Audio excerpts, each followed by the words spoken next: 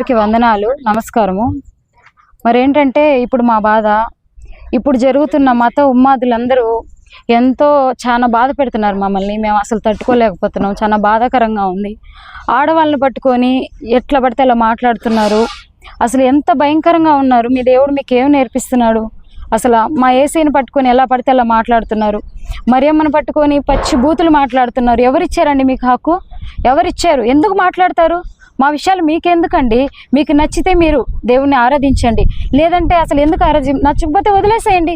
అంతేగాని మా విషయాల్లో మీరు ఇన్వాల్వ్ అవ్వాల్సిన అవసరం లేదండి.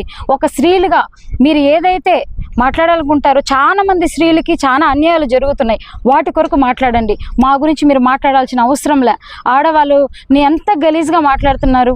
రాధా మనోహర్ కానీ, ఆ తర్వాత పార్వతి కానీ, పార్వతి కానీ, ఇంకా అమరప్రసాద్ కానీ, వీళ్ళందరికీ ఏముందండి చెప్పండి? అసలు మా మీద ఎందుకు వాళ్ళు అలాగా పగ పెట్టుకొని ఉన్నారు? అసలు మేము ఇప్పుడు కూడా దేవుని ప్రేమను బట్టి వాళ్ళందరినీ కూడా ప్రేమిస్తూ ఉన్నాం. అసలు చిన్న మల్లెపూల గురించి ఇంత డిస్కషన్ చేస్తున్నారే, మీరు ఏ విధంగా మీరు డిస్కషన్ చేస్తున్నారు చెప్పండి? ఏ విధంగా చేస్తున్నారు? చిలకలూరుపేట ఎంత గందరగోళంగా ఉండింది. ఈరోజు ఒక్కసారి వచ్చి ఆ చిలకలూరుపేటలో చూడండి ఎలా ఉందంటే అంత గొప్పగా ఉందండి. అంత గొప్ప సేవకుని మీరు మాట్లాడే హక్కు, ఆయన పాదాలు కడగడానికి కూడా మీరు పనికిరారు అసలు ఏమాత్రం. దేవుని గురించి ఎలా మాట్లాడతారండి? మా యేసయ్యని టాయిలెట్ పోసేది ఏందండి? బైబిల్ మీద, మీ గ్రంథాల మీద మేము ఎప్పుడైనా మాట్లాడామా? ఏ రోజైనా ఎప్పుడైనా ఇలా వచ్చి మాట్లాడామా? ఎలా మాట్లాడతారండి? మీరంతా ఎడ్యుకేషన్ శాఖ చదివిన వాళ్ళే కదండి, ఎలా మాట్లాడతారు? కొంచెమైనా బుద్ధి ఉందా, జ్ఞానం ఉంది, ఎలా మాట్లాడతారండి? మా దేవుని పట్ల మీరు ఇలా మాట్లాడుతున్నారే, మా మనోభావాలు ఎంత దెబ్బతింటాయండి. మీరు ఎలా మాట్లాడతారు? ఎంత దుఃఖపడుతున్నామండి. మేరీ మాతను పట్టుకుని అలా మాట్లాడుతున్నారు. మీ స్త్రీల గురించి మేము ఎప్పుడైనా అలా మాట్లాడామా?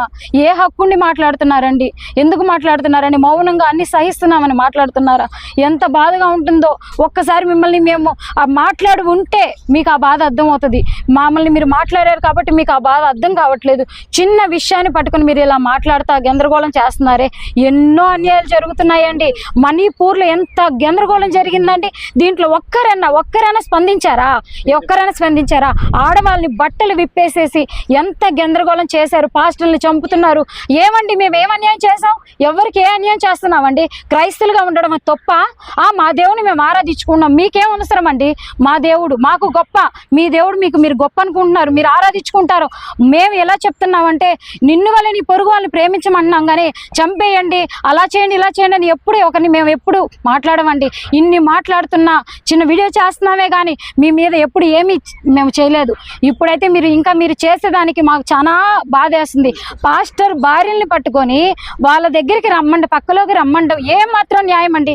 అదే మాట వాళ్ళు పాస్టర్లు కానీ మిమ్మల్ని అంటే సగించగలుగుతారా? సగించలేరు కదా. మేము ఎలా సగిస్తామండి? మా తండ్రి లాంటి పాస్టర్ గారండి మమ్మల్ని అందరినీ కూడా నడిపించే దేవుని ద్వారా మాట్లాడుతూ కొన్ని మాటల ద్వారా మమ్మల్ని నడిపిస్తున్నారండి. చిలకలూరుపేటలో ఎన్ని కార్యాలు జరిగాయండి. ఎంతమంది తాగుడుబోతులు మారారండి, దొంగతనాలు విడిచిపెట్టారండి, ఎంతమంది ఆడవాళ్ళు వ్యభిచారం చేసే వాళ్ళందరూ మారారండి. ఒక్కసారి మీకు దయ అనేది ఉంటే, ఇప్పుడైనా క్షమాపణ కోరుకోండి. ఇంక నుంచి మారండి.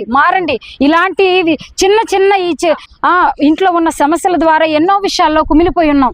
ఆ దేవుని మాటలు అన్నయ్య గారు చెప్పి మమ్మల్ని మార్చారు.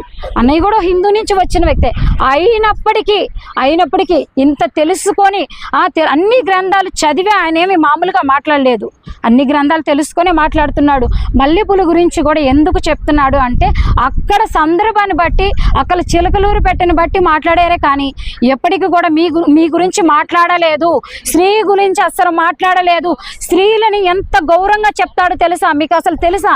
ఒక స్త్రీని ఎంత గౌరవించాలనే చెప్తున్నాడు. గురక వేసుకున్నా ఇబ్బంది లేదు, బొట్టు పెట్టుకున్నా ఇబ్బంది లేదు అని ప్రతి స్త్రీని గౌరవించాలని ఒక తల్లి ఎంత శ్రమ పడుతుందో అన్నను చూసి నేర్చుకోవాలి. చిన్న పిల్లలు కూడా బిడ్డల్ని ఎలా పెంచాలనేది మాకు నేర్పించాడండి. భర్తను ఎలా ప్రేమించాలో మాకు నేర్పించాడండి. అందరి పట్ల ఎలా జీవించాలో, ఇతరులను ఎలా ప్రేమించాలో మాకు నేర్పించాడండి. ఇవన్నీ మీరు నేర్చుకొని ఉంటే ఇతరులను ఇలా మాట్లాడతారా? ఇలా మాట్లాడే వాళ్ళే కాదు. నిన్ను వాళ్ళని పెరుగు వారిని ప్రేమించే మనసు మీకు ఉండుంటే ఇప్పుడు ఎవరిని కూడా మీరు బాధ పెట్టరు. ఇంత చేస్తున్నారే, ఏ హక్కుని కేసు పెడతారండి? మీ మీద మేము ఎప్పుడు పెట్టలేదే. ఎంత దోషిస్తున్నారండి, ఎంత మాట్లాడుతున్నారండి. ఏముందని బుద్ధి ఉందా లేదా? కాస్తనే మీకు మానవత్వం ఉందా? మానవత్వం ఉంటే ఎప్పుడు కూడా ఇలా మాట్లాడారండి. కొంచెం ఆలోచించండి. ఇక నుంచన్నా స్త్రీలు ఉన్నారు కదా, మీరు ఆడవాళ్ళే కదండి.